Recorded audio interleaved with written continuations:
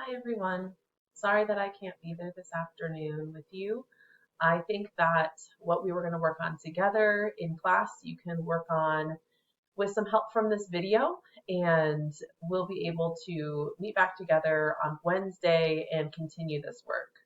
So the last couple of weeks, our focus has been on getting research, expanding our ideas, and hopefully digging into the research. So what I would like you to do to start today before we get into our reading, which is the focus of today, but before we even get to our reading, I would like you to take a minute or 5 and type up where you're at or write down where you're at in thinking about the topic that you have chosen. And this is something that I'm going to come back to again on Wednesday. And the hope is that this writing helps you narrow down your topic, what it is that you would like to focus on as you continue to read your research. So we've gone through the expansion.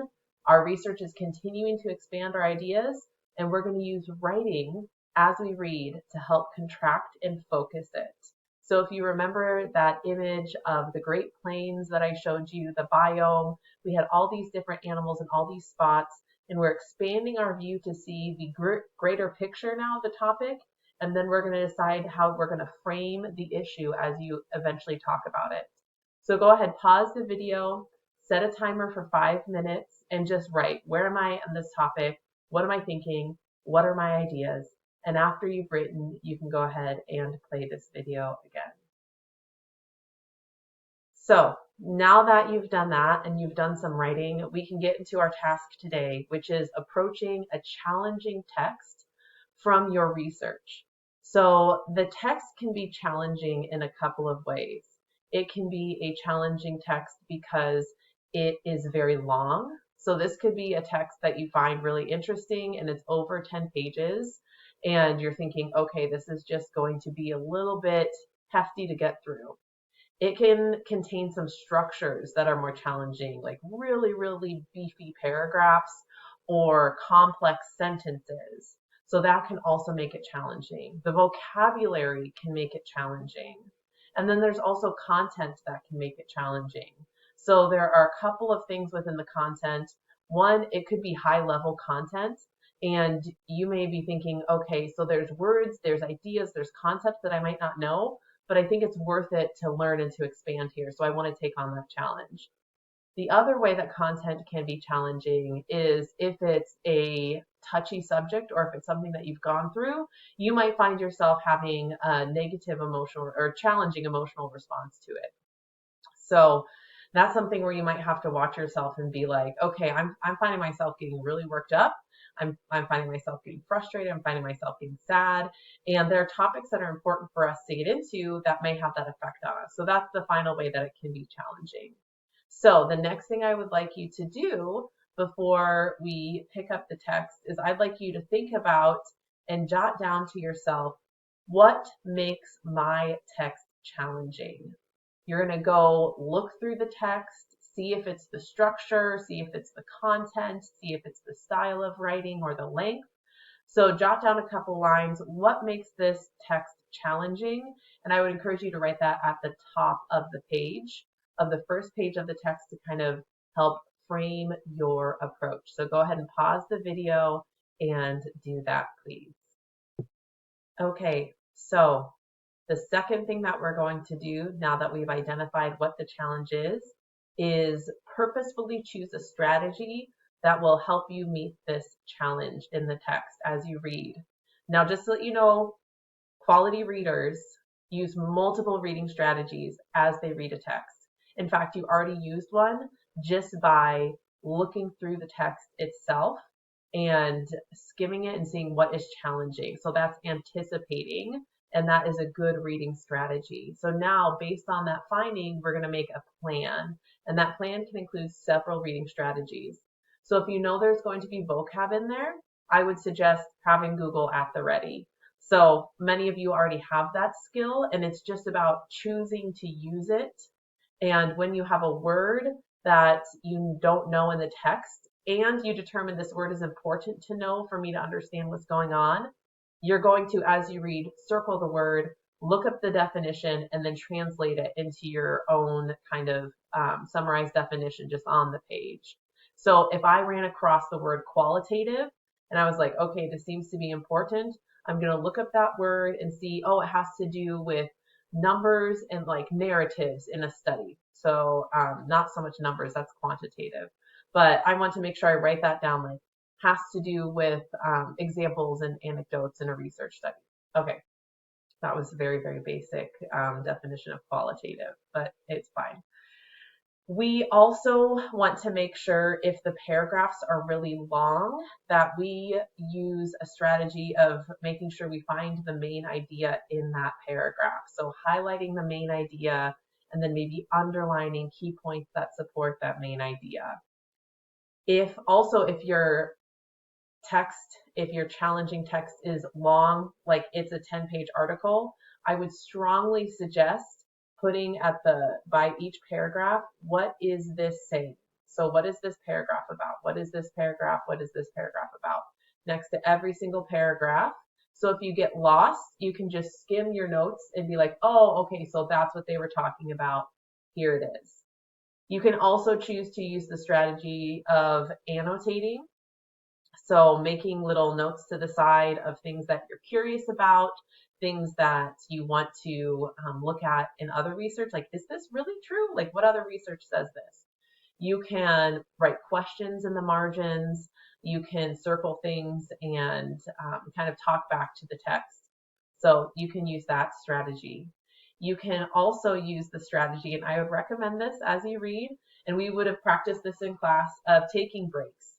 So there's kind of two sides to this taking breaks coin. On the one hand, it can be really helpful to give your brain a chance to kind of reset itself. So purposeful break. On the other hand, it can sometimes disrupt our concentration. So you need to determine, how can you best take breaks? Do you need to read for 20 minutes, stand up and take a walk? Do you need to read standing 10 minutes and then go get a drink of water and move back? Okay, do you need to read and then stare out the window for a couple of minutes and then keep reading? So you can kind of decide what you want to do with that. I would also suggest, in helping you focus, that you can use the strategy, and I'm going to ask you to do this one. Take the question that you have on your line of inquiry, or the questions that you think are going to be answered in this article, and write those at the top of the article as well. So that is setting a purpose for your reading. Your purpose is to answer those questions. That's a really good purpose as you look to consider, how are these articles answering and continuing to develop your line of inquiry. So go ahead and pause the video. Determine your strategy. I would write the strategy at the top of that article too, so you can just kind of more purposefully set your intention. And even if you don't write a strategy like summarize each paragraph or highlight key vocabulary or highlight the main ideas, even if you don't write that at the top of the article, I am going to ask you to pause and take your inquiry question that you hope this article will answer, or questions, and write those at the top of the article. Okay, now that you've done that, you get to set up yourself for your reading challenge. You know yourself best. You know how easily you get discouraged and what other things in your situation will best support yourself. So now's the time before you read where you get to decide, do I need to have a snack next to me? Do I need to have a certain kind of music? Do I need to go to a certain kind of space that has a vibe that really helps me?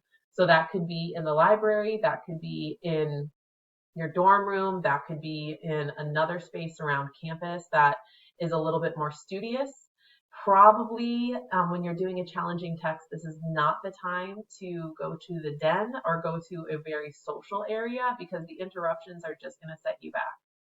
This is also the chance where you get to set a do not disturb or a focus mode on your phone, or put it across the room and tell yourself, I'll check it in 20 minutes. I'll check it in half an hour. And if that sentence that I just said is incredibly disturbing to you, that you wouldn't check your phone in that 20 minutes, maybe think about how you're approaching your work, just like subtly sliding that in there. I'm just going to be honest with you. So determining what you're going to do to set up your space.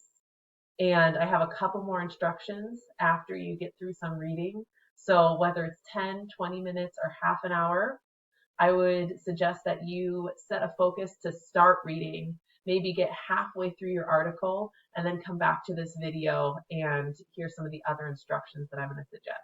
So go ahead and pause, read, and come back. So hopefully that reading went well for you. It may have been uncomfortable. That is usually what happens when we read a new text. But the more that we read challenging texts, the more that our brain creates systems that helps us read challenging texts. And so you might have felt that, yeah, there is very much some new brain growth there. It was challenging. I need to eat a snack. My brain took up a lot of calories there. That's all good. I'm going to have you do a little bit of monitoring of your progress. So you're going to monitor your progress that you just had. And you can ask yourself some simple questions. How did it go?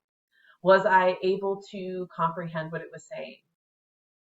And the best way that I can explain how to do that thought practice is if I had to explain what this article said to someone else, what would I say? What about it can I remember and explain well? And what about it do I not remember well enough? Do I need to go back and reread? Do I need to get some help understanding some of these concepts before I continue reading?